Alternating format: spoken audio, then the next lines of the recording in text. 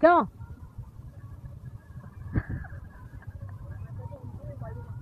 हाँ, तुम लोग को बुरा लगेगा इसलिए मराठी में बोल ले दो। मैं कह रही हूँ कि तुम्हारे सामने जो भी प्रश्न है उन प्रश्नों को तुम अचेतन में छोड़ो, वो मेरे पैर में बह रहा है। माने ये कि कोई भी प्रश्न है, अब तुमको अपनी लड़की का प्रश्न है समझ लो, उसमें खोपड़ी भिड़ाने से कुछ नहीं होने वाला। जो भी प्रश्न है वो यहाँ छोड़ दो, उसका उत्तर मिल जाएगा। अब तुम अगर सोचते हो कि इस चीज से लाभ होगा, वो नहीं बात। जो परमात्मा सोचता है तुम्हारे लिए जो हितकारी चीज है वो घटित हो जाएगी, वो तुम कर भी नहीं सकती हो, इसलिए उसको छोड़ दो। तुम क्यों बीच में तंगड़ियां तोड़ रही हो? तुम क्यों परेशान हो रही हो?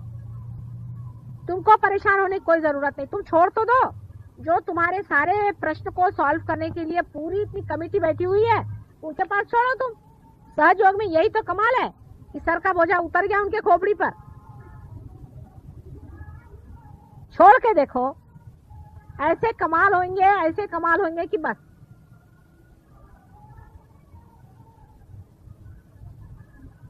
लेकिन मनुष्य की खुददारी की बात हो जाती है, आखिर तक वो ऐसा ही सोचते रहता है कि नहीं मुझी को करना है, मुझी को करना है, और सोचते रहिए एक के ऊपर एक ताना बाना चलता रहेगा।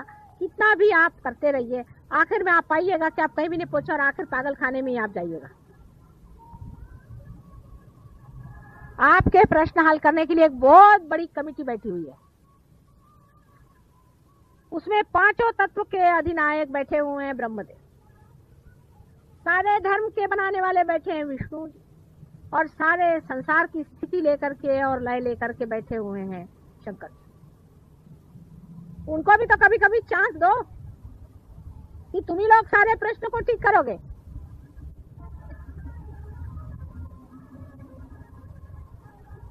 और जैसे ही आप निर्विचार में होना शुरू कर देंगे, आप देखिएगा आपके अंदर ये तीनों ही शक्तियां अपने आप बन जाएंगी, अपने आप सुलझ जाएंगी, धर्म, अर्थ और काम। बिल्कुल वो ठीक से अपने अपने जगह बैठ जाएगी। निर्विचारिता में रहने से आपके अंदर के जो प्रश्न हैं उसमें कॉस्मिक चेंज आता है। एक कोई अंदरूनी घटना घटित होती है, उसके सूत्र पे घटना होती है। जैसे एक आदमी समझ लीजिए शराब पी रहा है, मिसाल की तौर, वो मेरे पास आता है, माता जी ये शराब पीता है, इसको शराब छुड़ाओ। उसकी कुंडलिनी जागृत करते ही उसके अंदर की कॉस्मिक दशा ऐसी हो जाती है कि वो शराब पीता है तो उसको उल्टी होती है।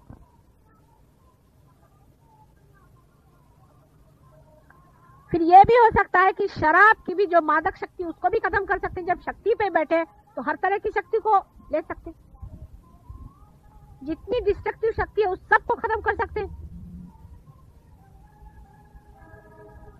लेकिन आप जो ये अपने छोटे से दिमाग से हर एक चीज को सुलझाने का प्रयत्न करते हैं, उसी में गड़बड़ हो जाता है। बिल्कुल निर्विचार, मेरे पैर पे भी लोग रहते हैं तो भी वो विचार में रहते हैं। मुझे इतना आश्चर्य होता है, कम से कम मेरे पैर पे तो विचार छोड़ दो, वहां पे भी उनका चलते रहता है विचार। मैं कोशिश कर रही हूँ, हाथ पर चला रही हूँ, ये कर रही हूँ, सारा तांडव नृत्य हो रहा है और ये लोग इधर विचार ही कर रहे हैं। कम से कम मेरे पैर पे विचार छोड़ना आना चाहिए। फिर धीरे धीरे ये आदत बनते जाएगी निर्विचारिता की। बस एक छोटी सी चीज है कि निर्विचार में रहना सीखो। कोई सा भी आपका प्रश्न हो, निर्विचार में रहो। ऐसे मैं आपको सुझाव देती रहती हूँ, आपका ये चक्र क्यों पकड़ता है, वो चक्र क्यों पकड़ता है, छोटी छोटी बातें हैं, उसको समझ लेना चाहिए। आपका शरीर ठीक रखो, मन ठीक रखो। मन की भी बहुत सारी बीमारियां होती हैं।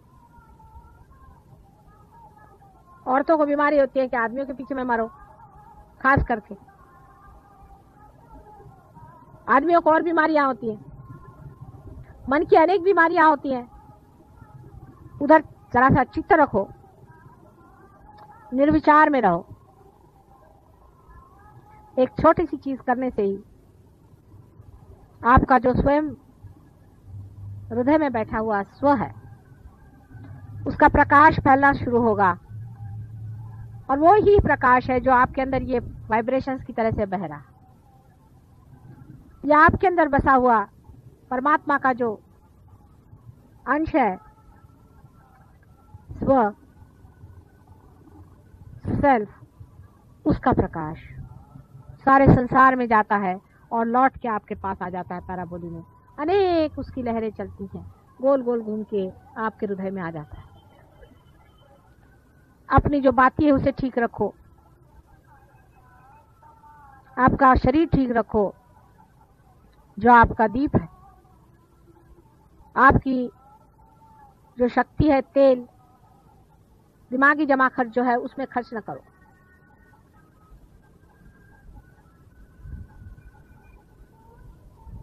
लौ को सीधे लगाओ, जो लौ के ऊपर का हिस्सा है उसको मां से चिपका लो, उसके पैर में बांध, सीधी की सीधी लौ निर्विचारता में निर्भीकता से जलती है। और जब ऐसा आदमी कहीं खड़ा होगा तो उसकी तेजस्विता देखकर लोग कहेंगे कि भाई तुम्हारे गुरु कौन है, ये तुमने किससे पाया। यही सहयोग के लिए आप लोगों को करना है, जहां तक हो सके निर्विचार रहें।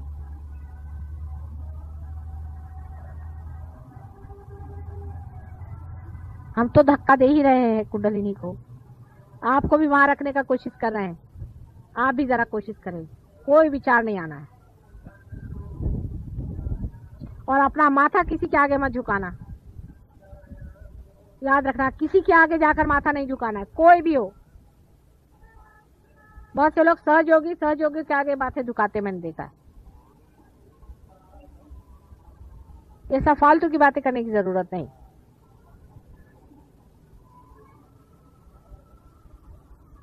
मूर्तियों में भी देख के जिसके वाइब्रेशंस ठीक हो, ठीक है। मूर्तियों से आप बहुत बड़ी मूर्तियां हैं, आप स्वयं एक मंदिर है, क्या वो मूर्ति थोड़ी आपके वाइब्रेशन जानती है? वो तो उसमें से वाइब्रेशन बस आ ही रहे हैं बस, और क्या हो रहा है। आप तो अपने हाथ भी चला सकते हैं, दूसरे को आप जागृति दे सकते हैं, किसी का चक्र खराब हो उसको आप ठीक कर सकते हैं। मूर्ति तो बैठी सिर्फ वाइब्रेशन छोड़ रही है।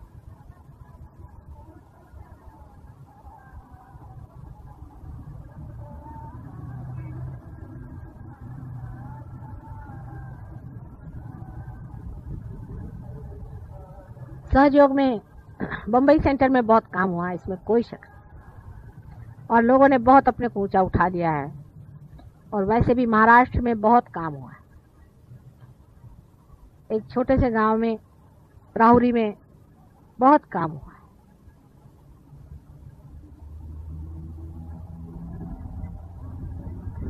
जितना आप गहरा उतरेंगे उतना ही गहरा काम होगा।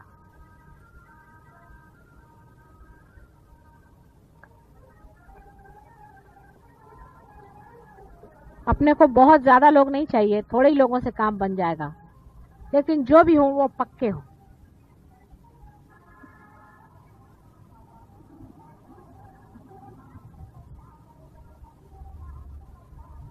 आता काही प्रश्न असले तर विचारा।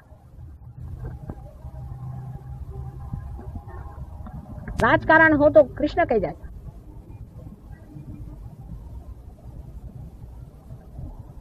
जिस राजकारण के कारण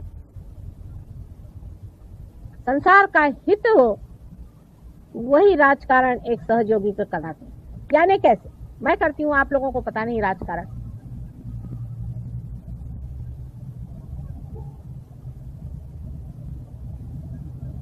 राजकारण इस तरह से करना चाहिए कि खूबी से आप उसमें से हित आदमी का निकाल लें, होशियारी से उसकी जो अच्छाइयां है उसको उठा ले। सीधे हाथ से तो आप लोग लेने वाले नहीं, तो उस पे कुछ चॉकलेट चढ़ा करके आपके मुंह में दे दिया।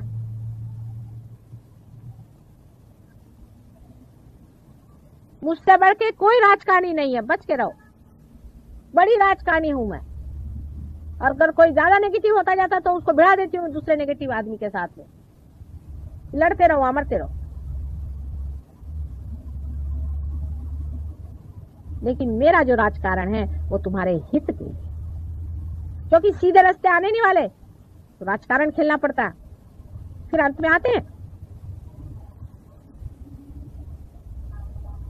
लेकिन विजडम किस चीज में,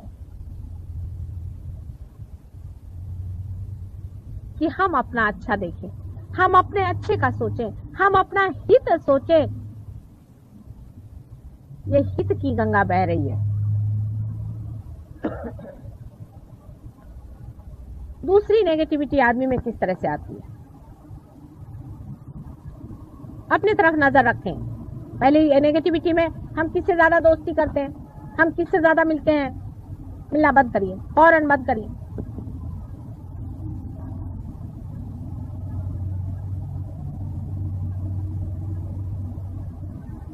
कोई अगर 50 साल से ऊपर के तो वो ग्रुप बना लेंगे। हर एक चीज ग्रुप बनाने के लिए इंसान को कुछ लगता ही नहीं है। क्या भगवान ने आपको कोई ग्रुप में पैदा किया है?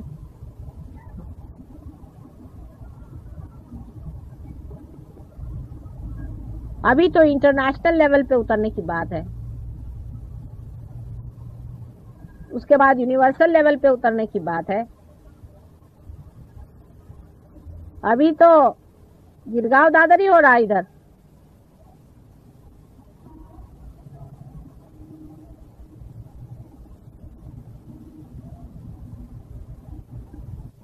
तो एक बड़ा भारी हम लोगों का जो दुश्मन है वो है राजकारण, जो हमारे अंदर बैठा हुआ एक दुश्मन है हमारा बहुत बड़ा। काम क्रोध मद मत्सर वगैरह तो वो तो बहुत साफ है, लेकिन ये चोरी छुपे बैठे हुए अपने अंदर मन में एक बड़े दुष्ट जीव है जिसका नाम है राजकारणी स्वभाव। तो अपने से कहना चाहिए, ओ मिस्टर राजकारणी जरा चुप रहिए, आप हमको मत पट्टी पढ़ाइए।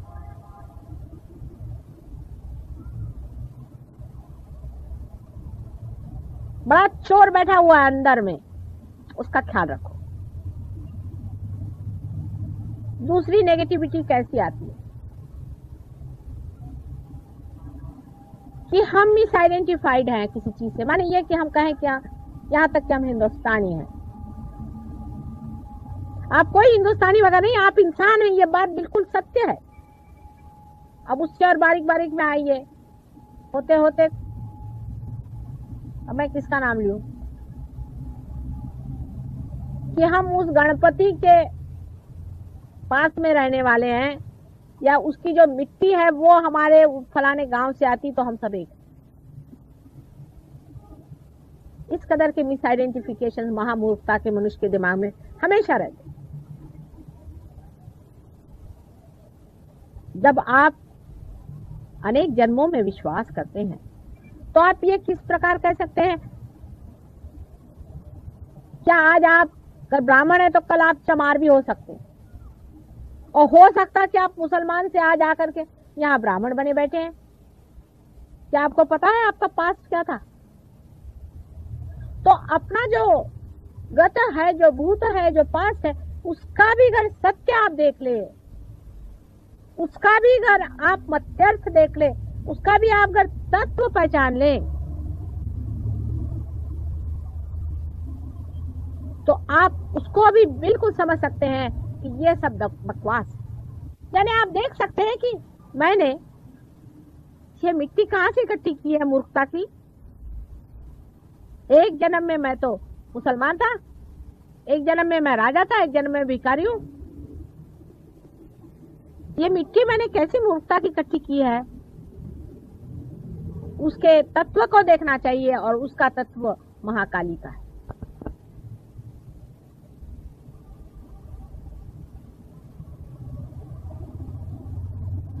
उसका तत्व महाकाली का है। जब उसको आपने समझ लिया कि ये जो कुछ भी हमारा पास्ट है, ये हमारी बेवकूफी के कारण वहां जमा है। मैं इसकी लड़की, मैं शिवाजी महाराज की फलानी ढिकानी होगी। कौन शिवाजी महाराज? कहाँ है वो? आए मेरे सामने तो पूछे। वो कहाँ और आप कहाँ? वो आए तो घोड़े पे आएंगे?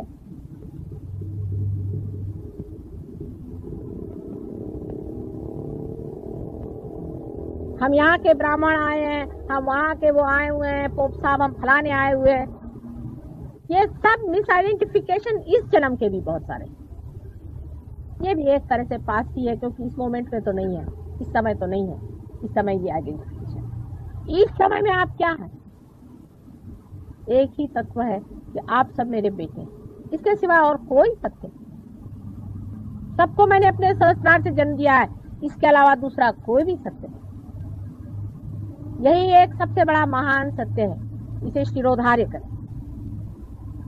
जो इसको नहीं शिरोधार्य करता वो कभी भी सहज योगी ऊंचा उठ नहीं सकता है, वो दूसरों को हमेशा खींचता रहेगा। अपनी नेगेटिविटी से दूसरों को खींचता रहेगा। वो अपने को बहुत अक्लमंद समझे, कुछ भी समझे, लेकिन उसको जानना चाहिए कि न तो वो खुद उठ रहा है न तो दूसरों को उठने दे।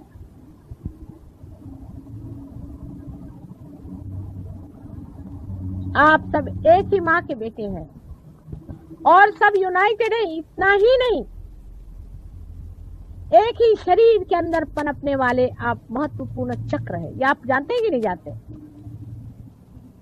विराट के अंदर अनेक छोटे छोटे सेल्स हैं, छोटे छोटे पेशियां हैं, उसमें से आप जागृत पेशियां हैं। आप जागृत हैं। आप में से कोई वो पेशियां हैं जो हृदय में है, कुछ है जो ब्रेन में है, कुछ है वो उसके लंग्स में है, कुछ है वो उसके पेट में है। जो जो जागृत ऑटोनॉमस काम है उसके अंदर की पेशियां आप लोग,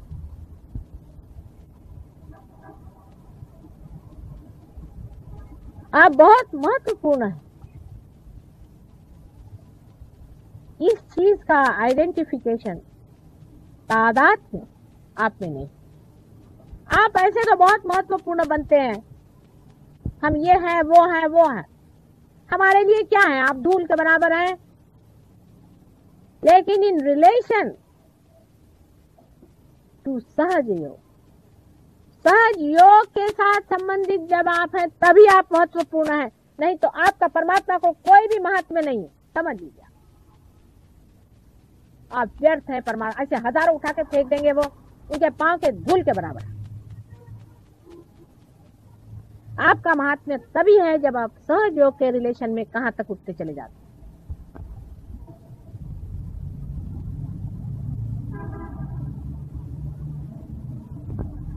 हिंदुस्तानी आदमी के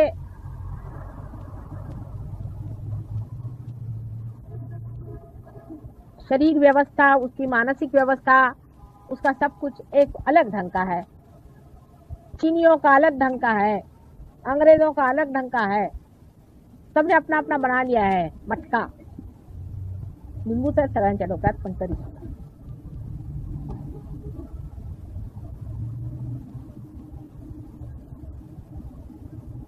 सबने अपने अपने मटके बना लिया। किसी का कैसा शेप है, किसी का कैसा शेप है। उसमें कोई हर्ष की बात तो होनी नहीं चाहिए, लेकिन उसके अंदर का माल मसाला भी एक विशेष रहता है। जैसे आप मराठी घर में जाओ तो वहां अलग तरह की फोड़नी देते हैं, यूपी में जाओ तो वहां अलग तरह का। घरोघर मातीच्या चुली असल्या तरी सुद्धा हरेक का अलग अलग फरक तमाशा बना के रखा। अब ये भी मिस आइडेंटिफिकेशन कितना बड़ा जबरदस्त है कि हम लोग सब अलग अलग हैं, हम लोग फरक हैं। हमारे अंदर एक ही सुगंध अपना ही बह रहा है। इससे एक तो कम से कम तादात्म्य कर लेना। पहला सत्य ये कि तुम लोग सहयोगी हो। माने माता जी निर्मला देवी के सहस्त्रार से तुम लोग पैदा हुए हो।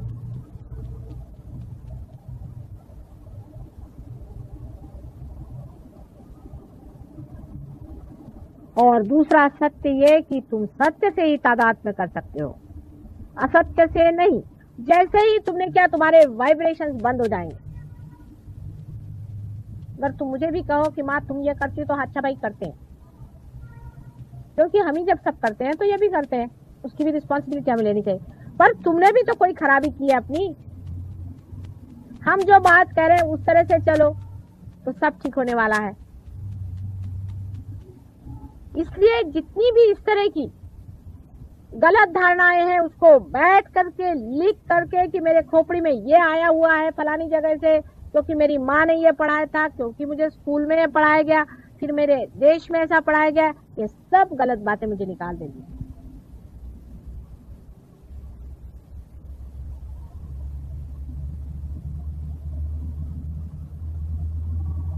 तभी सहयोग से सहयोगी एक ऊंचे तबके के लोग अपने आप ऊपर उठाएगा। जैसे चलनी आप घुमाइए तो चलनी में ऐसे लोग ऊपर आ जाए और बाकी सब नीचे।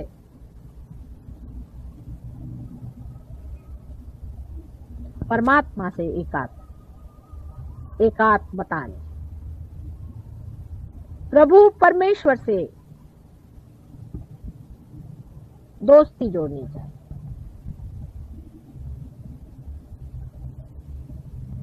उसके सर्वशक्तिमान स्वरूप में एकाकार होना चाहिए।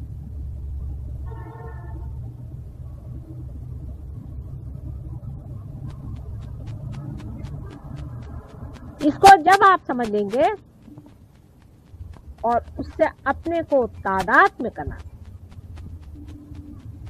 सत्य तो सब जानते हैं, ऐसे लेक्चर देने वाले बहुत हो गए, लेकिन इस सत्य से अपने को तादात्म्य करते ही साथ आप उधर नहीं बैठे, आप यहाँ के बैठ गए, साइड बदल गए। आप सूर्य की तरफ आप मुख नहीं कर रहे, आप स्वयं सूर्य हो गए। अभी आपने सिर्फ सूर्य की तरफ मुख किया है, फिर आप स्वयं सूर्य हो जाएं। अपनी क्षुद्रता को देखते जाओ, अपने छिद्रों को नापते जाओ। मैं तुम सबको सूर्य बनाना चाहती, इसके सिवाय और मैं कुछ नहीं चाहती।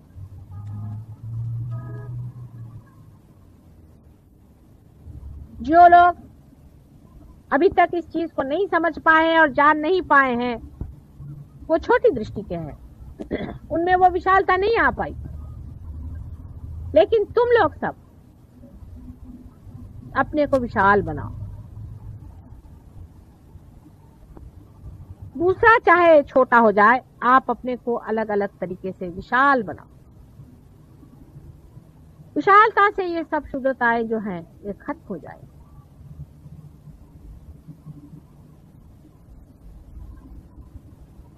अपने और दृष्टि करते वक्त अपने अंदर के दोष देखने पर अपने को कोई कंडेम करने की जरूरत नहीं है, अपने को बुरा मानने की जरूरत नहीं है, क्योंकि वो भी एक तरीका भागने का है।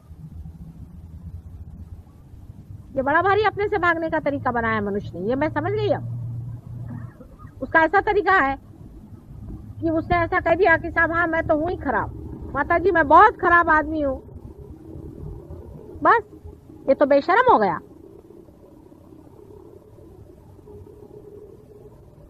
जैसे कि कहते हैं कि हिपोक्रेसी दुनिया में नहीं होनी चाहिए।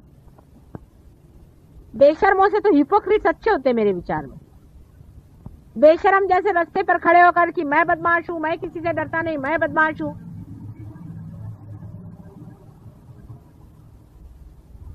तो सभी बेशर्म हो गए उसके साथ में। इससे बेशर्मी बढ़ेगी, हिपोक्रेसी से कम बढ़ेगा नहीं मामला। बीच का रास्ता है। अपने दोषों को देखो और जैसे बदन में कलंक लगा है उसको पोंछ दो। उसका बखान भी करने की मेरे पास कोई जरूरत नहीं। ये तुम्हारा, तुम्हारे अंदर, तुम्हारे साथ तुम्हारा मामला है।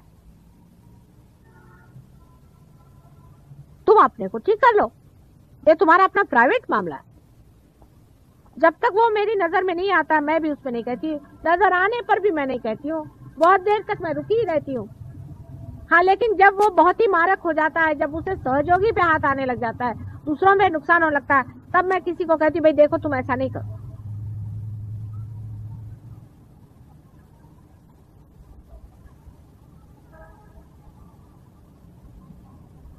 कोई मेरे पास आकर के उसके लिए कन्फेशन करने की जरूरत नहीं है। इसी तरह आप अपने ही अंदर अपनी स्वच्छता को देखो, अपना वर्ण करो।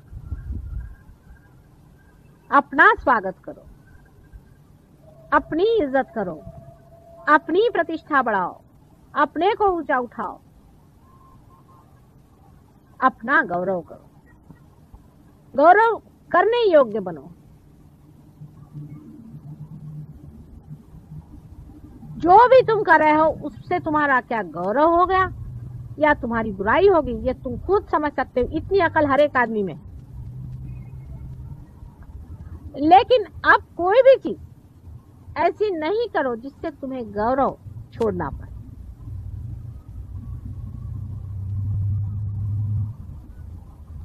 अंधेरे में, कलयुग के घोर अंधेरे में तारे बनके तुम्हें ही चमकना है। जितना अंधेरा गहनतम है उसी में तुम्हें तारे बनके चमकना है। तुम ही मार्गदर्शन करने वाले हो संसार। हम क्या मार्गदर्शन कर सकते हैं, क्योंकि हमने न कोई मार्ग चला है और ना हम कहीं पहुंचे हैं। हम जहां हैं वहीं है, वहीं रहते हैं। लेकिन तुम लोग मार्ग न करके आए हो, तुम लोग उठे हो, तुम्हें लोग देखेंगे।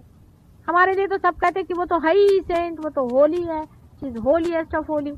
उनका हमारा क्या मुकाबला। तुम्हारे ही तारे जगाने के हैं। अपनी क्षुद्रताओं को कम करो। एक दूसरे सहयोगियों को क्रिटिसाइज मत करो।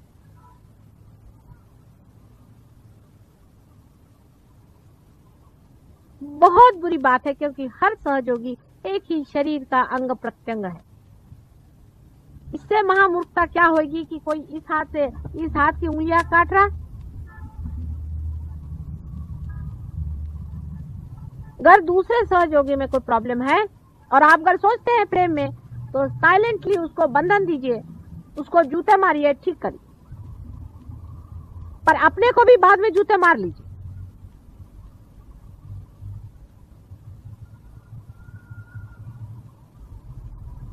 हालांकि ये जरूर बात है कि जो आप लोग पिछले वर्ष थे उससे आज कहीं अधिक उजले हो, और जो 5-6 साल पहले थे उससे कहीं अधिक सुंदर हो। धीरे धीरे प्रगति तो हो ही रही है, कोई गिर नहीं रहा है। कुछ जो ऐसे होते हैं वो गिर जाते हैं, झड़ जाते हैं, निकल जाते हैं, लेकिन धीरे धीरे चीज ऊपर बढ़ती जाए। जितना आपका अपने ऊपर और हमारे ऊपर रहे, काम